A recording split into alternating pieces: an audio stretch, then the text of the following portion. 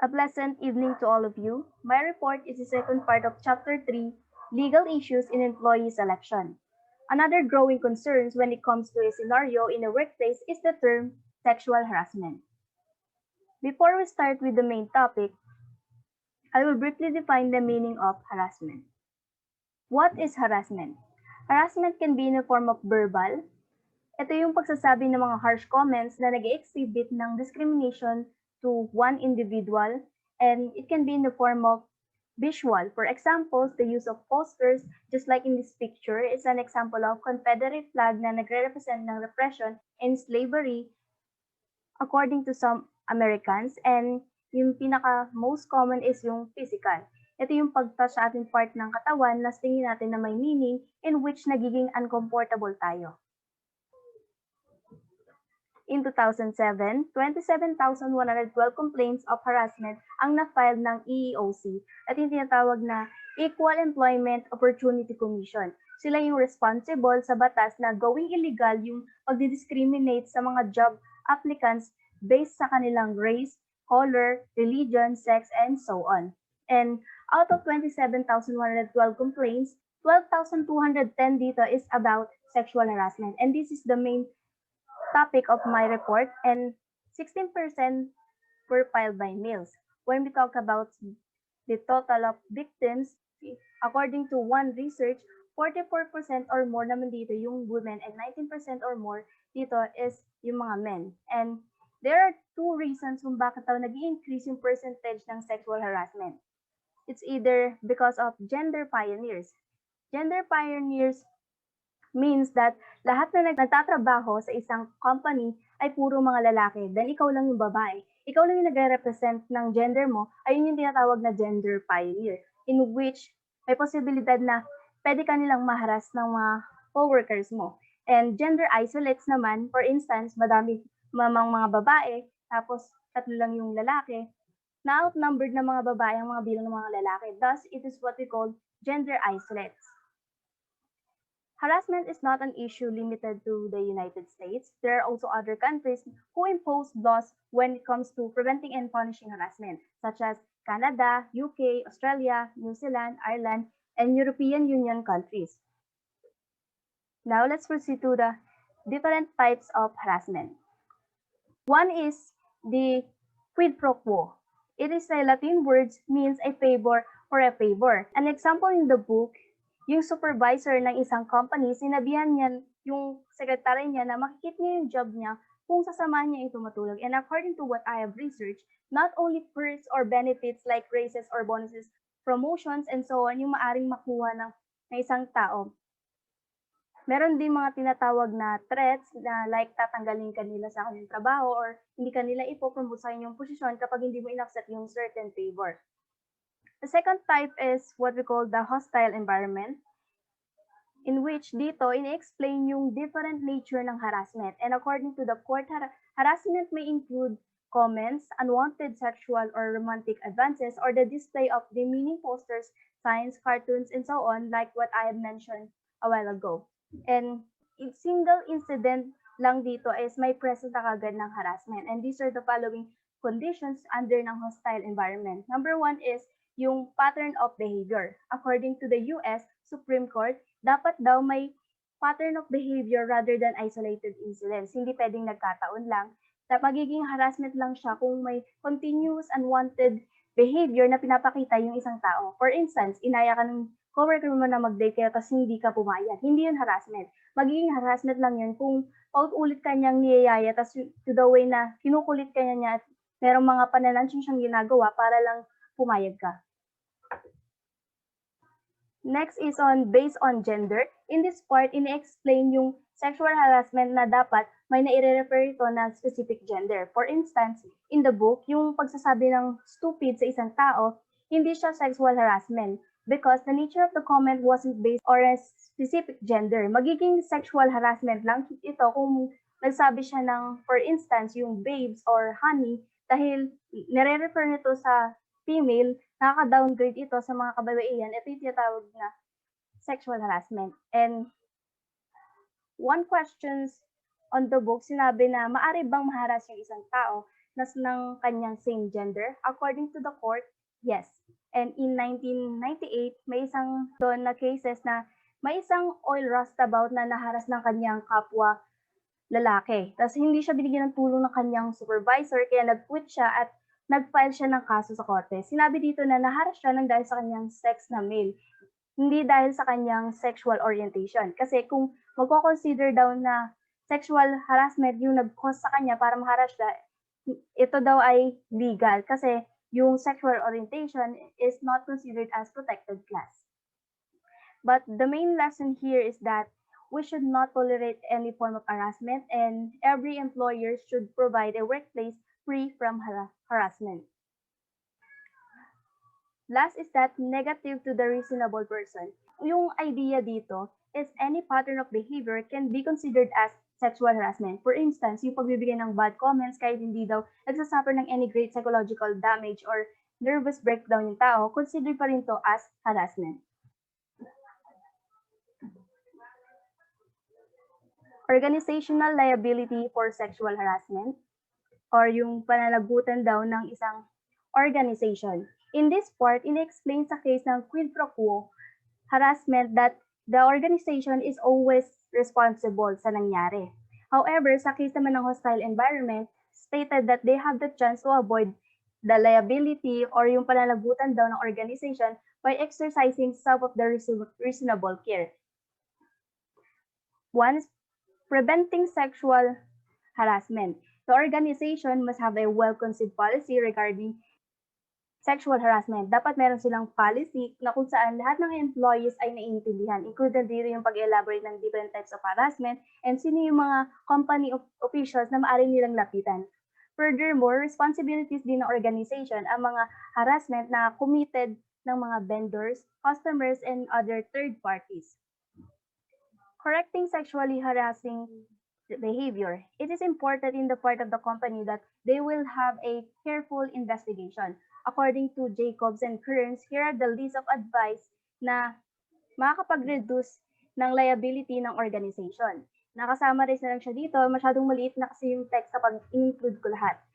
So, unang advice is that all complaints must be investigated para mas accurate yung results, walang necessary info ang nakakaligtaan. Two is that the organization's policy must encourage victims to come forward. Of course, kailangan nating malaman yung both sides nila. Dito natin ma-identify na tama or gumagawa laban ng story or masyado na bang OA nung paglalad ng detalye ng isang tao. Three is that complaints must be confidential. Need natin ng protektahan yung identity nila kasi maaari itong makasira sa kanilang identity lalo na kung mag-a-apply sila sa ibang organization. Four is that action must be taken to protect the accuser during the time the complaint is being investigated. Dito, para makaiwas ng alitan, baka kasi mamaya magkaroon pa ng gulo kapag nagkikita pa rin yung dalawa. Five is that both the accused and the accuser must give given due process and care must be taken to avoid an initial assumption of guilt. Ayan yung need nila ng proper care and due process para makalma yung kanilang isipan and at the same time, mapanatag yung loob nila na mananagot rin yung nagkasala.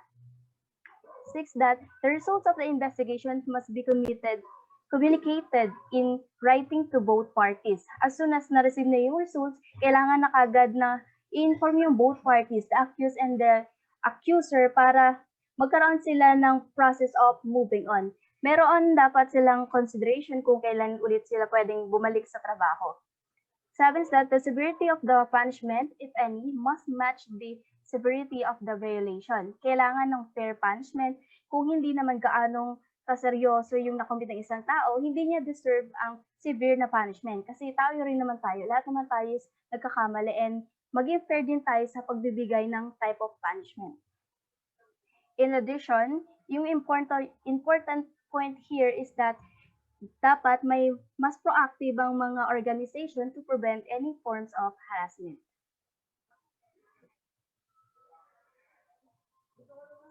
Family Medical Leave Act, ito yung pagbibigay ng karapatan sa mga employees to have 12 weeks of unpaid leave. Pinasa ito ng Congress noong 1993. So, here are the following reasons kung bakit daw pinapatupad ang FMLA. births, adaptations, or placement for foster care, to care for a child, parent, or spouse with a serious health conditions, and for employees' own serious health conditions. And in 2008, President George W. Bush signed the National Defense Authorization Act that amended the FMLA to provide 26 weeks of unpaid leave for a spouse, son, daughter, and so on. For instance, kung may family member ka na nagsiserve sa military tapos nagkasakit, pwede itong maging excuse to take care of him or her. And ito naman yung mga conditions para masabing sila ay eligible employees or karapat-dapat na silang magkaroon ng family medical leave.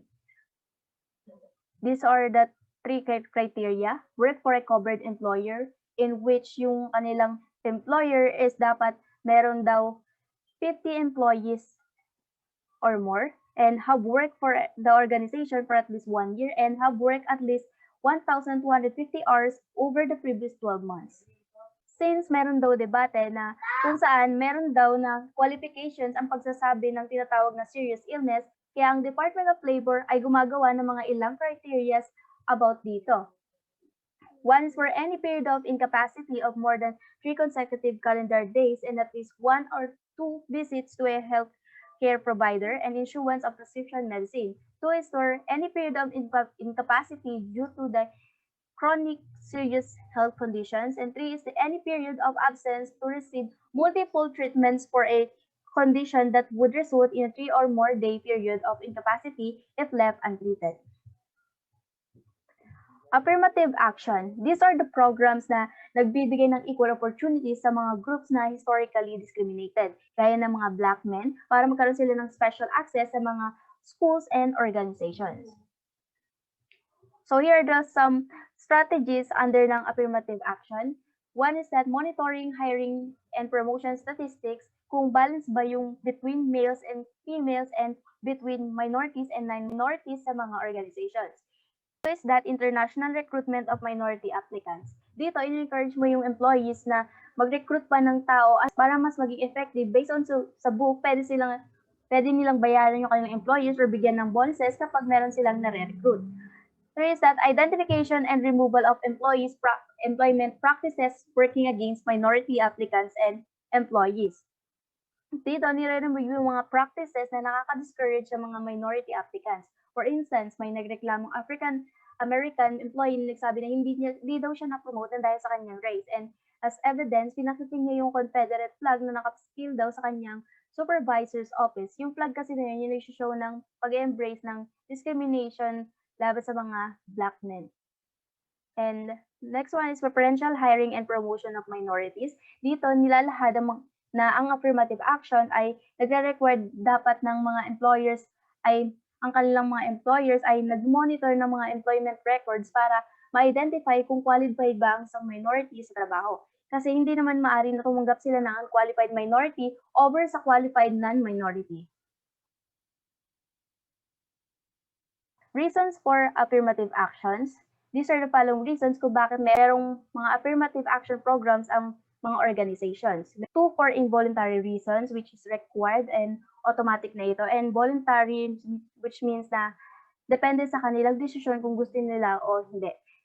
Next one is involuntary. Government regulation means nire-require dito ng government under ng Presidential Executive Order 11246, and required dito sa mga organization na mayroong more than 50 employers or may tumatanggap na contracts na kagaya ng $50,000.